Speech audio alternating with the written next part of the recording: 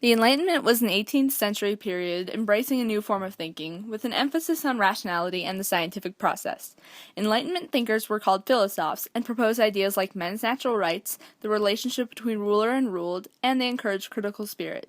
This reevaluation of the past would catalyze the soon coming age of revolution. French society in 1789 was divided into three estates. The first estate consisted of the clergy, the second estate was made up of the nobility, and the third estate truly was everyone else, from the peasantry to the bourgeois. It is evident to see the imbalance of the population to each estate, and this imbalance created huge issues for the tax situation in France. Not only were the first and second estate the wealthiest and exclusively allowed to participate in government, they were exempt of paying taxes. This disproportionate economic situation led the King of France, Louis XVI, to call a meeting of the three estates, with representatives from each. He saw the need to raise taxes to pay back France's enormous debt. This meeting was called the Estates General. Although this seemed like a great idea, conflict quickly arose. The third estate representatives, being the majority of the population, proposed a new idea of voting at the Estates General.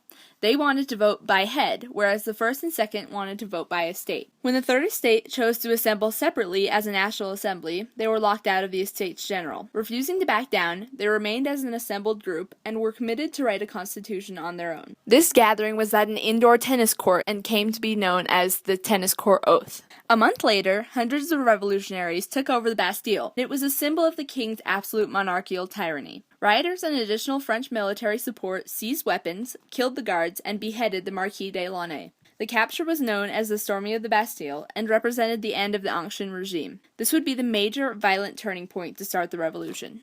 As the revolution began, bad hailstorms destroyed grain crops. Bread was scarce and expensive, and women began to gather in marketplaces in Paris to riot, additionally fueled by the rumor that the Queen was hoarding grain. They banded together in a demonstration called the March of the Women, and they went to the Palace of Versailles to make their demands to the king.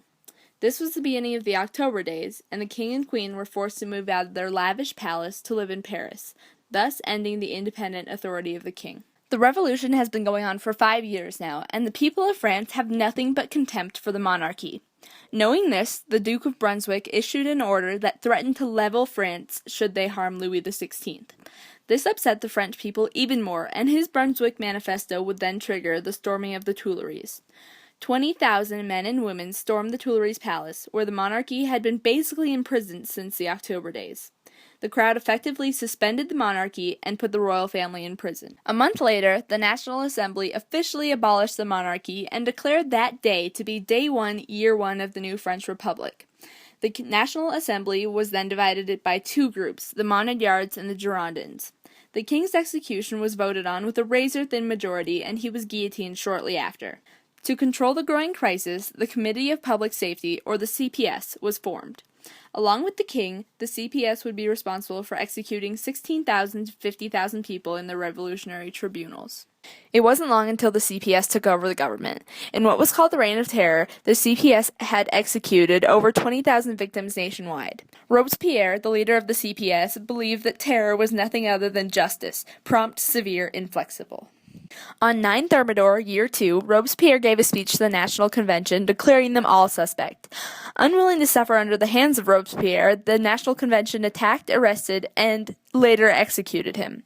The Thermidorian reaction was a gory representation of the saying that the revolution consumes its own children. The Reign of Terror would come to an end in 1794, and from then on the actions of the revolution would have Napoleonic consequences.